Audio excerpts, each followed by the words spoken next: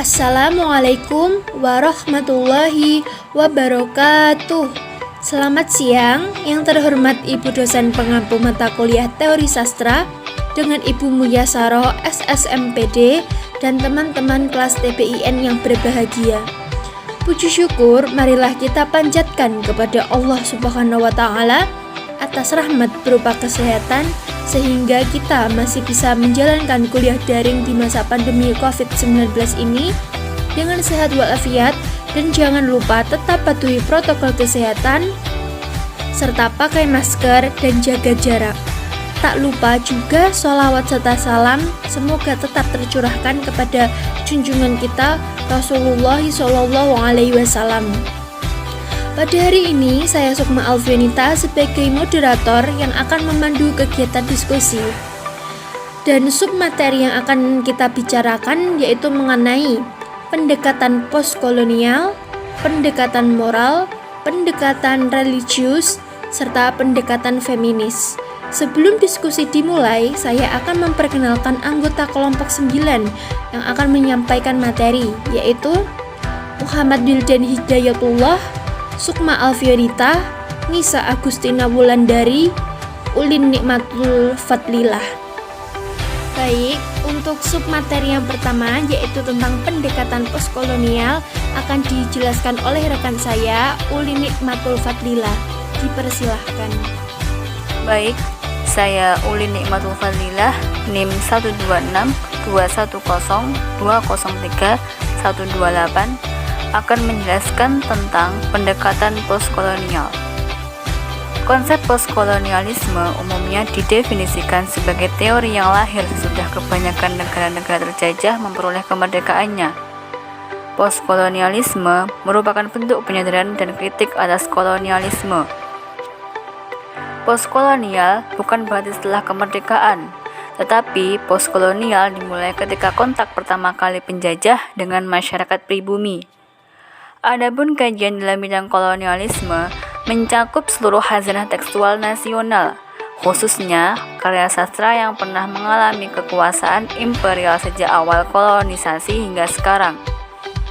Tema-tema yang dikaji sangat luas dan beragam, meliputi hampir seluruh aspek kebudayaan, di antaranya politik, ideologi, agama, pendidikan, sejarah, antropologi, kesenian etnisitas, bahasa dan sastra, sekaligus dengan bentuk praktik di lapangan seperti perbudakan, pendudukan, pemindahan penduduk, pemaksaan bahasa, dan berbagai bentuk invasi kultural yang lain. Postkolonialisme menggabungkan berbagai disiplin keilmuan mulai dari filsafat, studi budaya, politik, bahasa sastra, ilmu sosial, sosiologi, dan feminisme. Postkolonial bukan berarti setelah kemerdekaan, tetapi postkolonial dimulai ketika kontak pertama kali penjajah dengan masyarakat pribumi.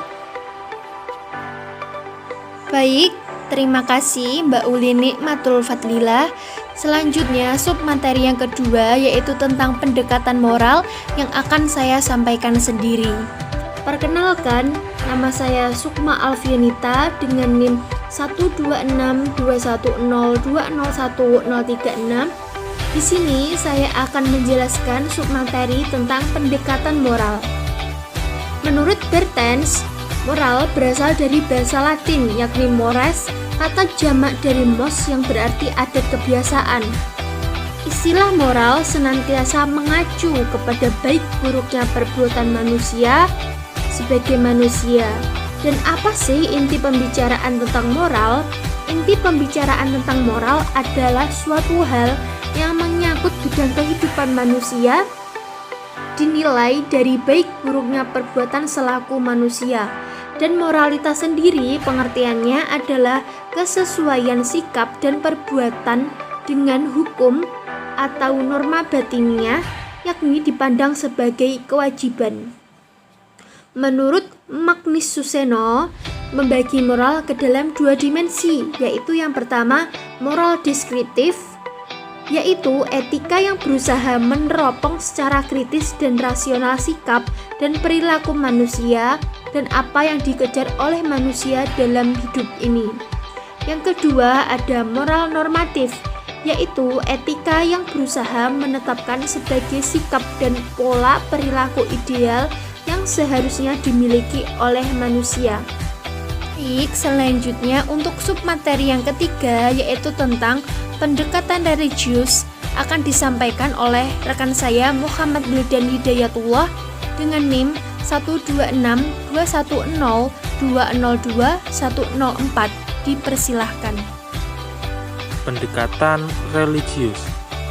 Kata religiusitas artinya bersifat religi, bersifat keagamaan yang bersangkut paut dengan religi.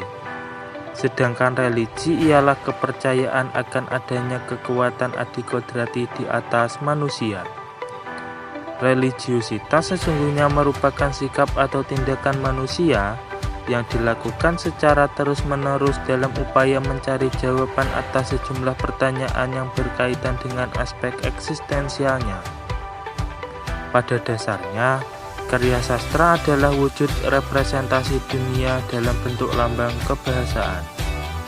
Oleh karena itu, sesuai dengan kenyataan tersebut, karya sastra merupakan salah satu media yang dapat menjadi sumber pengalaman estetis yang gilirannya akan mengantar seseorang untuk mencapai pengalaman religius. Hal itu dikatakan demikian karena persona atau tokoh-tokoh di dalam karya sastra juga memiliki keinginan dan kerinduan seperti halnya manusia, sehingga mereka juga berusaha mencari jawaban atas berbagai pertanyaan eksistensial mengenai dirinya. Religius sastra adalah seperangkat dimensi yang muncul dari sikap ide dan pandangan hidup atau penulis sastra dan akhirnya terefleksi dalam karyanya. Kesusastraan menjadi religius jika di dalamnya mempersoalkan dimensi kemanusiaan dalam kaitan dengan dimensi transendental. Kesusastraan religius selalu membicarakan persoalan kemanusiaan yang bersifat profan dan ditopang nilai kerohanian, yang puncaknya kepada Tuhan melalui lubuk hati terdalam kemanusiaannya. Baik, terima kasih Mas Wildan atas penjelasannya. Selanjutnya untuk submateri yang terakhir atau submateri yang keempat tentang pendekatan feminis akan disampaikan oleh rekan saya Mbak Nisa Agustina Wulandari. Dipersilahkan. Kenalkan, nama saya Nisa Agustina Wulandari, NIM 126210202086. Saya di sini ingin menjelaskan tentang materi pendekatan feminis. Feminisme yang berasal dari kata femme, woman, berarti perempuan yang secara tunggal, yang berjuang untuk memperjuangkan hak-hak kaum perempuan secara jamak sebagai kelas sosial. Tujuan dari feminisme ini adalah keseimbangan interrelasi gender. Feminisme merupakan gerakan yang dilakukan oleh kaum wanita untuk menolak segala sesuatu yang dimarginalisasikan, disubordinasi, dan diindahkan oleh kebudayaan yang dominan, baik dalam tataran politik, ekonomi, maupun kehidupan sosial lainnya. Feminisme ialah teori tentang persamaan antara laki-laki dan wanita di bidang politik, ekonomi, dan sosial atau kegiatan terorganisasi yang memperjuangkan hak-hak serta kepentingan wanita. Dalam kajian sastra feminisme berhubungan dengan konsep kritik sastra feminis, yaitu studi sastra yang mengarahkan fokus analisis kepada wanita. Kritik sastra feminis bukan berarti pengkritik wanita atau kritik tentang wanita atau kritik tentang pengarang wanita. Arti sederhana yang dikandung adalah pengkritik memandang sastra dengan kesadaran khusus, kesadaran bahwa ada jenis kelamin yang banyak berhubungan dengan budaya, sastra, dan kehidupan. Baik, terima kasih Mbak Nisa atas penjelasannya. Dan saya selaku moderator pamit undur diri.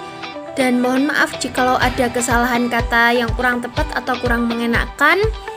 Presentasi kelompok 9 saya tutup. Terima kasih. Wassalamualaikum warahmatullahi wabarakatuh.